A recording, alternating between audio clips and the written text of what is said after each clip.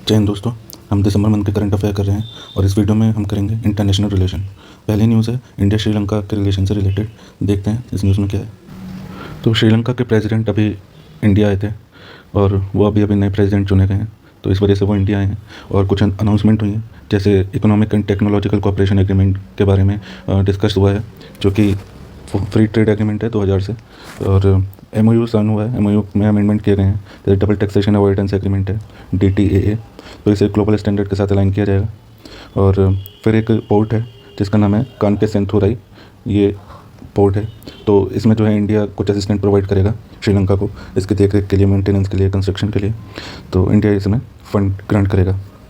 फिर है expedite implementation of India fund grant project of Sri Lanka unique digital identity, support the development of Trincomalee as a regional energy industrial hub.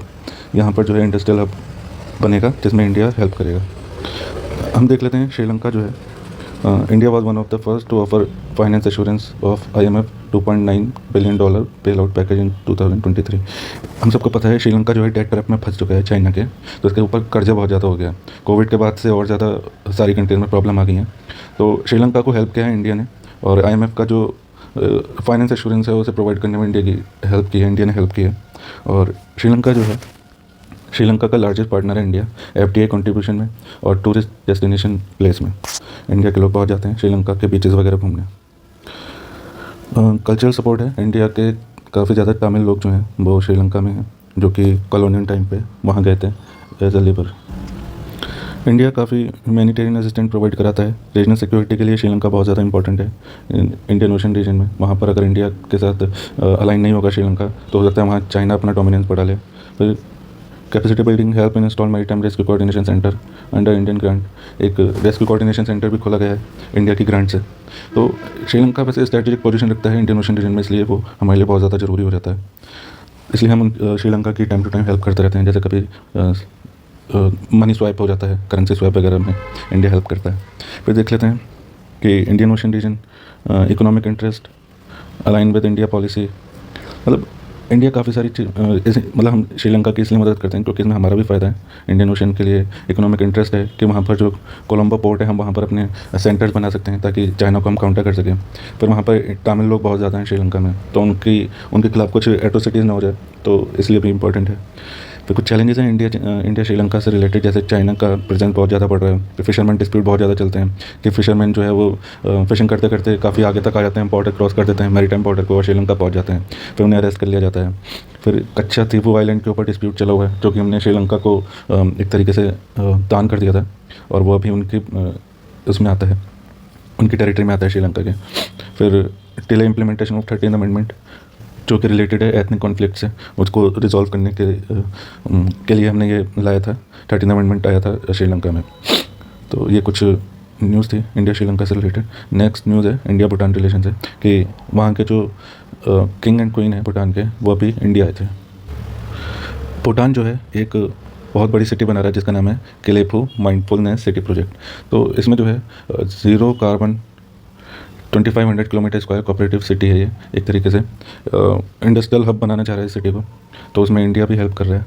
और inauguration of first integrated check post अभी बना है, India और भूटान ने मिलकर इस चेक पोस्ट को कंट्रोल कर रहे हैं। फिर एक हाइड्रो पावर प्रोजेक्ट है, ये है पुनात शंगचू सेकंड हाइड्रो पावर प्रोजेक्ट, ये ऑलमोस्ट कंप्लीट होने वाला है।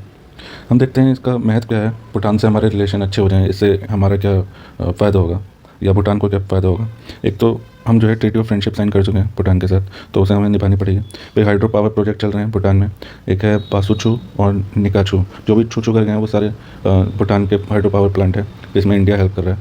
और इंडिया बेसिकली वहाँ कंस्ट्रक्शन फंड वगैरह भी रेज करता है, तो वहाँ के कंस्ट्रक्शन में हेल्प कर रहा है हाइड्रो पावर प्लांट के।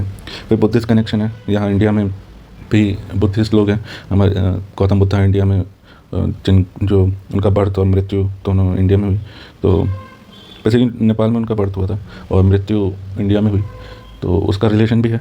और फिर ट्रांस बाउंड्री एरिया जो है, ये नेशनल पार्क वगैरह वो कनेक्टेड हैं आपस में, कुछ पार्ट मानस वाइल्ड लाइफ सेंचुरी का जो है कुछ पार्ट भूटान में आता है, कुछ पार्ट इंडिया में आता है, तो उसका ट्रांस बाउंड्री रिलेशन इस तरीके से भी बन जाता है।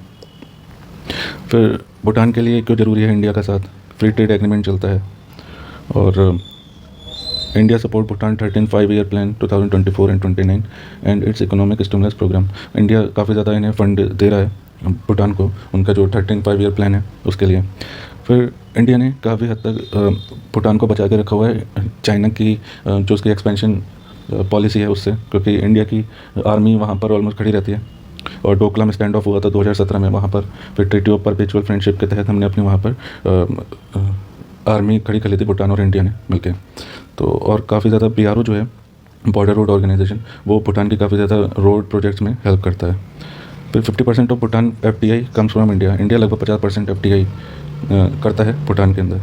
हम देखते हैं इंडिया के लिए भूटान क्यों ज़रूरी है कि largest trade partner with a favourable trade balance, act as a buffer between China and India. मतलब मेन रीज़न यही है कि भूटान जो है बफर एरिया क्रिएट करता है चाइना और इंडिया के बीच में। और डोकलाम जो हुआ था वो मैं दिखा देता हूँ। ये पूरा भूटान है, ये नीचे चाइना आ गया, इधर सिक्किम आ गया। तो ये जो वैली है इसे चुम्बी वैली बोलते हैं, और यहीं पर डोकलाम स्टैंड ऑफ हुआ था। तो इसलिए बहुत ज़्यादा इंपॉर्टेंट है चाइना को एक तरीके से काउंटर करने के लिए भूटान की हेल्प लेनी बहुत ज़रूरी है।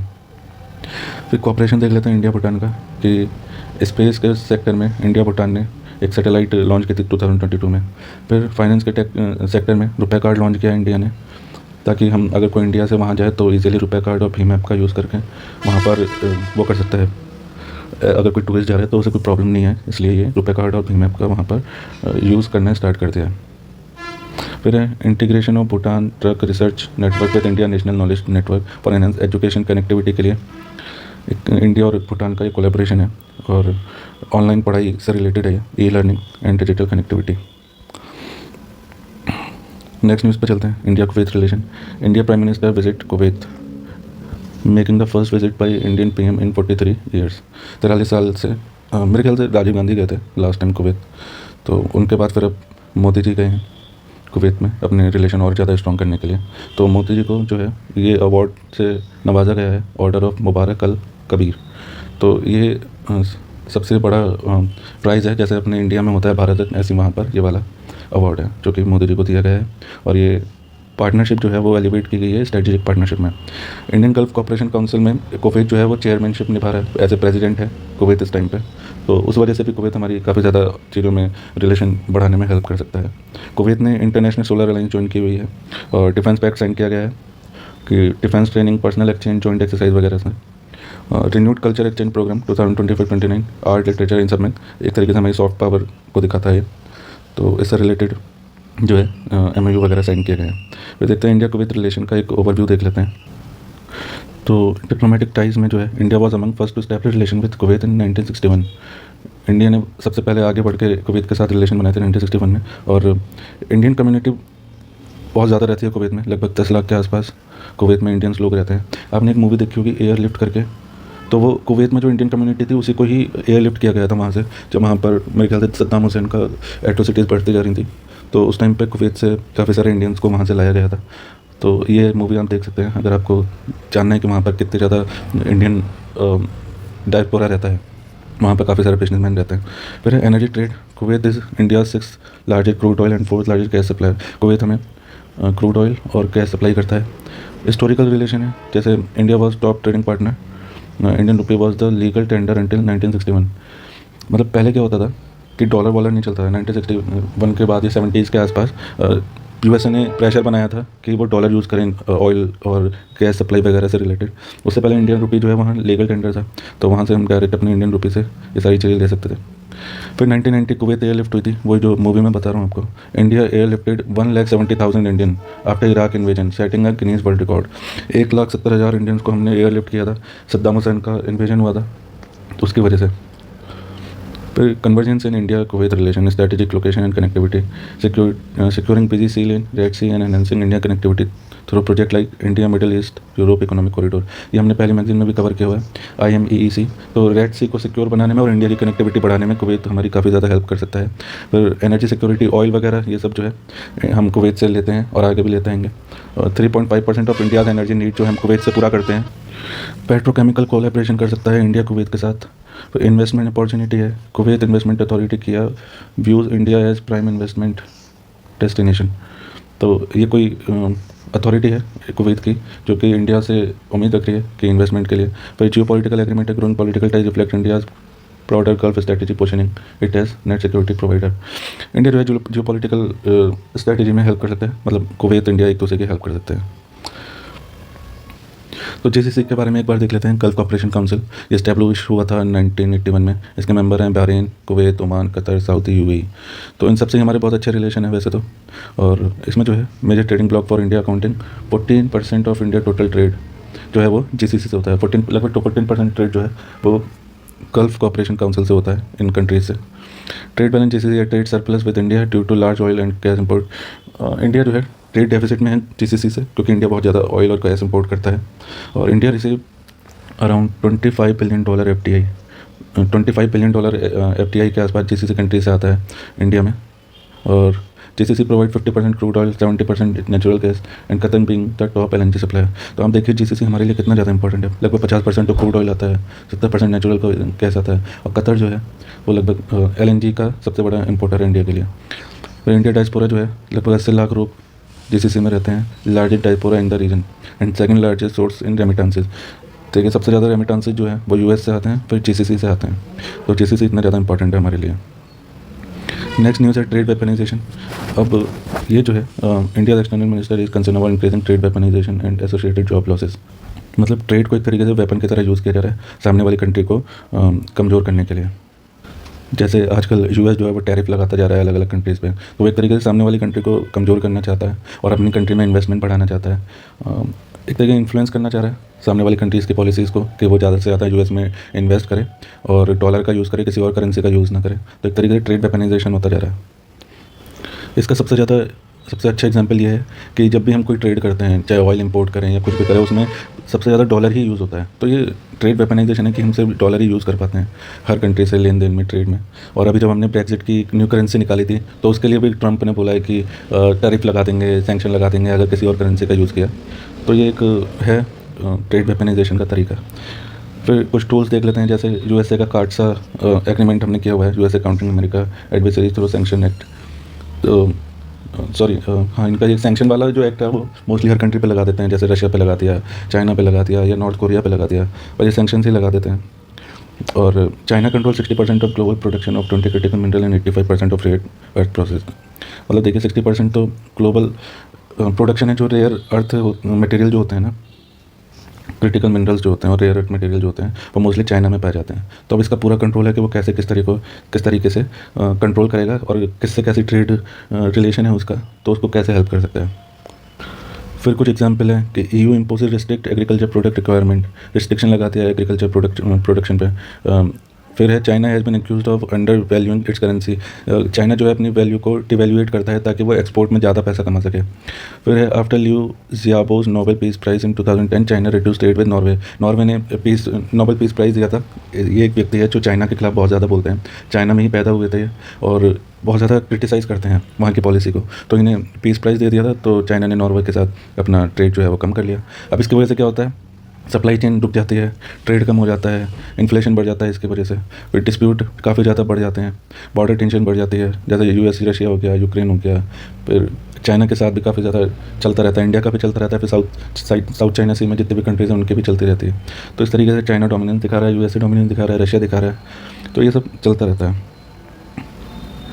फिर ये न्यूज़ हमने नवंबर में करी थी इकोनॉमिक्स वाले पार्ट में, तो इसे आप वहाँ से आगे कर सकते हैं।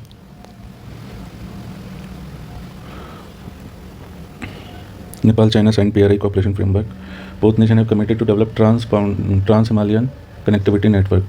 Pakistan and Sri Lanka are also part of PRI. तो ये जो है कनेक्टिविटी का एक तरीके से पॉलिसी चलाई है। तो ट्रांस हिमालयन कनेक्टिविटी नेटवर्क है जिसमें पाकिस्तान और चाइना भी इसका पार्ट है। तो हम देखिए चाइना और नेपाल जो है कितने ज़्यादा करीब आ गए, जो कि इंडिया के लिए बहुत ज़्यादा कंसर्न वाला इशू है। और इसमें पाकिस्तान तो था ही, चाइना के साथ मिला हुआ, श्रीलंका भी आ गया, अब नेपाल भी आ गया। तो एक तरीके से चाइना का जो स्ट्रिंग ऑफ पर्ल्स वाली स्ट्रेटेजी है वो फुलफिल होती नज़र आ रही है। फिर चाइनीज़ प्रोजेक्ट लाइक पोखरा एयरपोर्ट जो है बहुत ज़्यादा कंसर्न की बात है। वहाँ पर श्रीलंका में भी इन्होंने काफ़ी सारे पोर्ट ये जो डेट ट्रैप है उसके थ्रू श्रीलंका को इन्फ्लुएंस किया हुआ है। BRI के दो पार्ट हैं, एक सिल्क रोड इकोनॉमिक बेल्ट, एक है मैरीटाइम सिल्क रोड जो कि ट्रांस कॉन्टिनेंटल लैंड रोड बनाएंगे और मैरीटाइम के थ्रू इनका वो है रूट वगैरह तय करते हैं। फिर नेक्स्ट न्यूज़ है हमारा Fewa dialogue, Nepal and China launch Fewa dialogue. फिर से नेपाल करीब जाता जा रहा है चाइना के कि Nepal first official think tank forum dedicated to South Asia regional economic integration. अब इन्होंने ये एक तरीका थिंक टैंक है जो कि साउथ एशिया से रिलेटेड जितने भी इकोनॉमिक पार्टनरशिप होगी या उनमें जो भी ग्रोथ करेगा, डेवलपमेंट करेगा, वो ये थिंक टैंक करेगा। नेक्स्ट न्यूज़ है India chemical council win OPCW Hague award. ये भी हमने नवंबर के मैगजीन में कवर किया हुआ है। फिर United nation disengagement observer force. UN ने अभी एक ब्रिगेडियर थे अमिताभ झा, इन्हें ट्रिब्यूट दिया है। इन्होंने सर्विस दी है गोलन हाइट में जो कि इजराइल में है, तो वहाँ पर अपनी सर्विस दी थी, उसके लिए इन्हें ट्रिब्यूट दिया गया है। इसके द्वारा UN के द्वारा। तो ये इंडिया के ब्रिगेडियर थे अमिताभ झा, और इंडिया जो है 3rd लार्जेस्ट मिलिट्री कंट्रीब्यूटर है UNDOF में। इसके बारे में जान लेते हैं UNDOF क्या है। ये UNSC के 350 रिजोल्यूशन के तहत ये बना था। रिजोल्यूशन नंबर 350 1974 में ये बना था, और ये बना था 1974 disengagement of force agreement between Israel and Syria.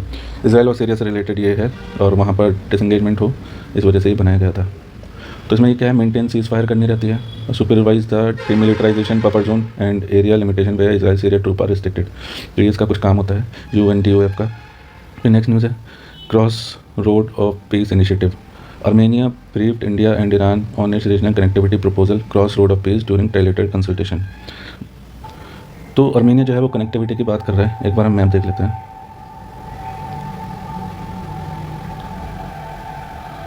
तो ये देखिए, ये अर्मेनिया है, और ये कैस्पियन सी आ गया, और यहाँ ब्लैक सी आ गया, और ये मेडिटेरेनियन सी आ गया। तो अर्मेनिया जो है वो बीच में फंसा हुआ है।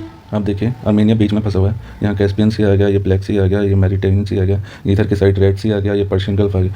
तो पूरी तरीके से अर्मेनिया फंसा हुआ है। अब इसे ट्रेड करना है तो कनेक्टिविटी बढ़ानी पड़ेगी, कहीं ना कहीं से तो निकल के इसे जाना पड़ेगा, जिससे और देशों के साथ ये कनेक्टिविटी बढ़ा सके और अपने ट्रेड डेवलपमेंट कर सके। तो इसलिए इसने इसकी बात की है कनेक्टिविटी की। तो इंडिया और ईरान से इसने हेल्प ली है, हेल्प के लिए बात चल रही है कनेक्टिविटी की। फिर नेक्स्ट न्यूज़ की तरफ चलते हैं। Kerch strait, Russia tanker split during a storm spilling oil in कर्च।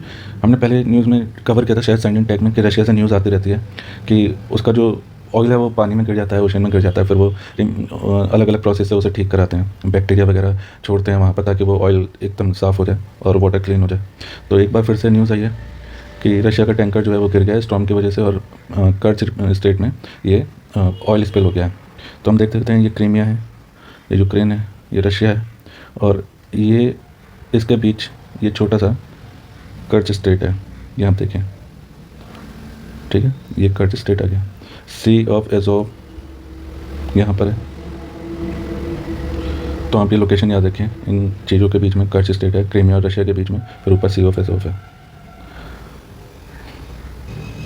तो ये थी हमारी इंटरनेशनल रिलेशन से रिलेटेड न्यूज़। और वीडियो अच्छी लगी तो लाइक कर दीजिए, सब्सक्राइब कर दीजिए, शेयर कर दीजिए लोगों को, ताकि उनका भी कुछ ठीक हो सके।